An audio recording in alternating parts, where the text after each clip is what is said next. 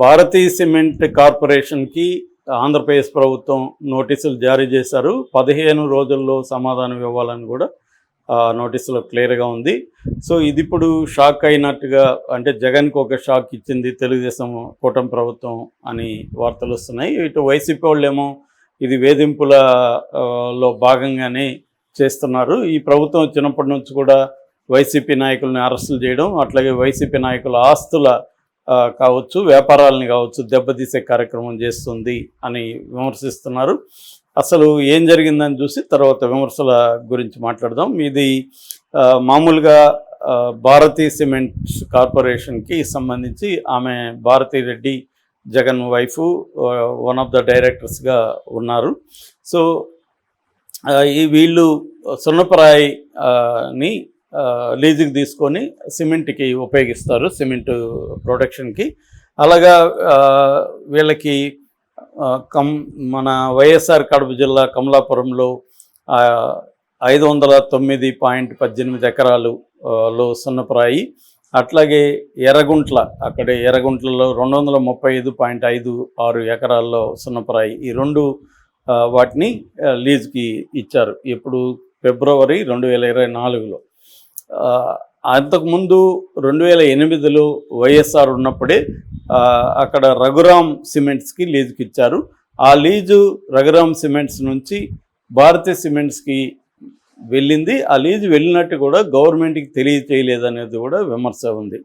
అయితే ఇక్కడ లీజు ఇవ్వడం తప్పు కాదు, కానీ ఈ లీజుకి ఇవ్వడం వెనక కొన్ని ప్రోటోకాల్స్ ఫాలో కాలేదు అనేది ఇప్పుడు ప్రధానమైన విమర్శ. మామూలుగా ఏంటంటే 2015, 2021లో కొన్ని సవరణలు తీసుకొచ్చింది గనులకు సంబంధించి కేంద్ర గనుల శాఖ. అదేంటంటే మేజర్ మినరల్స్ అంటారు. మేజర్ మినరల్స్కి సంబంధించిన లీజులు ఎవరికి ఇవ్వాలన్నా కూడా ఈ వేలంలో ద్వారానే ఇవ్వాలనేది ఆ రూల్ అనమాట.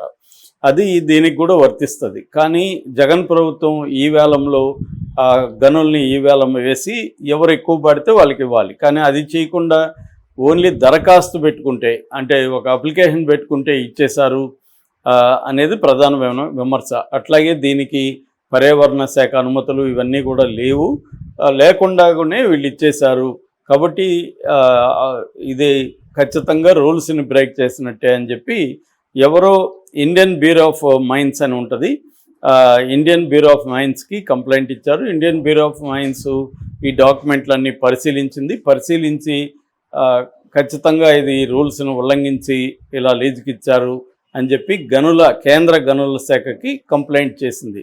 ఏది బ్యూరో ఆఫ్ మైన్స్ అన్నమాట. ఇండియన్ బ్యూరో ఆఫ్ మైన్స్ అనేది IBM అంటారు. ఈ IBM అనేది కేంద్ర గనుల శాఖ మంత్రిత్వ శాఖకి కంప్లైంట్ చేసింది. వాళ్ళు దాన్ని మళ్ళీ మంత్రిత్వ శాఖ పరిశీలించి అవును ఇది జరిగినాయి, మరి దీని మీద మీరు ఎందుకు చర్య తీసుకోవట్లేదని ఆంధ్రప్రదేశ్ ప్రభుత్వానికి వాళ్ళు నోటీస్ ఇచ్చారు. దాంతో ఆంధ్రప్రదేశ్ ప్రభుత్వం భారతీ సిమెంట్ కార్పొరేషన్కి నోటీసులు ఇచ్చింది. ఇక్కడ తెలుగుదేశం కూటమి ప్రభుత్వం భారతీ రెడ్డినో లేకపోతే జగన్ ఫ్యామిలీలో ఇబ్బంది పెడుతున్నట్టుగా ఏమీ కనబడలేదు. మామూలుగా అయితే వీళ్ళే చేస్తుంటే ఇబ్బంది పెట్టినట్టు అనుకోవచ్చు. ఇది కేంద్ర గనుల శాఖ నుంచి వీళ్ళకి వచ్చింది కాబట్టి వీళ్ళని అనడానికి ఏమీ లేదు. నిజంగా ఇప్పుడు వేధింపులా కాదనేది కాకుండా వాళ్ళ మీద వస్తున్న ఆరోపణలని వాళ్ళు ప్రూవ్ చేసుకోవాల్సి ఉంటుంది.